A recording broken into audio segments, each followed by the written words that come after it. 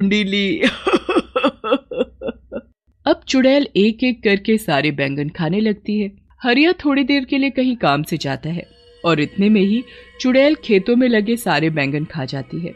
जब हरिया वापस आता है तो खेतों से सारे बैंगन गायब देख बड़ा हैरान होता है। अभी तो इन पर इतने सारे बैंगन लदे हुए थे और अब अचानक सारे के सारे बैंगन ऐसे कैसे गायब हो गए। आजकल तो बाजार में बैंगन की कितनी डिमांड है और यहाँ सारे बैंगन गायब हो गए। मुझे तो बड़ा ही नुकसान हो गया। अब मैं करूँ तो क्या करूँ? हरिया वहाँ सर पकड़कर रोने लगता है। उसके महीनों की मेहनत बर्बाद हो जाती है। चुड़ैल हरिया को ऐसे रोते देखती है तो उसे बहुत ही बुरा लगता है। उसे समझ ही नहीं आ रहा होता कि अब वो कैसे सब कुछ ठीक करे जिससे हरिया का कोई नुकसान ना हो। मेरी वजह से इस भले आदमी का इतना नुकसान हो गया। इसके सारे बैंगन मैं खा गई। अब मुझे ही दोबारा इनको उगाना होगा।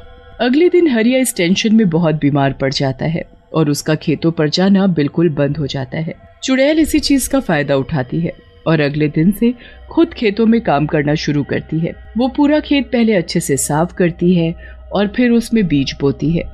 उसके बाद वो रोज खेतों में पानी डालने आती है। बड़ी मेहनत के बाद वो बैंगन के पौधे उगने शुरू होते हैं। चुड़ैल उनको देख बड़ी ही खुश होती है। अरे वाह, आखिर मेरी मेहनत रंग ला रही है। आज इसमें पौधे निकलना शुरू हुए हैं, कल ये बड़े भी हो जाएंगे और फिर इनमें बैंगन लगेंगे। चुड़ैल अब उनके बड़े होने का इंतजार करने लगती है, पर वो तो अभी भी वैसे के वैसे ही होते हैं। अब चुड़ैल को समझ आ जाता है कि ये पौधे इतनी जल्दी थोड़ी बड़े हों। फिर वो परेशान हो जाती है कि कैसे उनको जल्दी बड़ा किया जाए जिससे कि उसमें समय से पहले ही बैंगन उगना शुरू हो जाए। चुड़ैल इस बात का हल निकालने के लिए फिर वापस उसी जगह पर जाती है जहाँ उसका वास था। वहाँ जाकर वो अपनी चुड़ैलों में सबसे शक्तिशाली चुड़ैल के पास जाती है और उससे इसका हल पूछती है। हे चुड़ैलों की चुड़ैल, मुझे कोई ऐसा उपाय दो जिससे मैं जल्दी से खेतों में बैंगन उगा सकूं। क्या? ये तू क्या बोल रही है? तुझे बैंगन की खेती करने की क्या जरूरत पड़ गई? बस मैं क्या बताऊं, मैंने पहली बार बैंगन चखे और वो मुझे इतने स्वाद लगे कि मैंने किसी गरीब और भले आदमी के खेतों के सारे बैंगन खा लिए।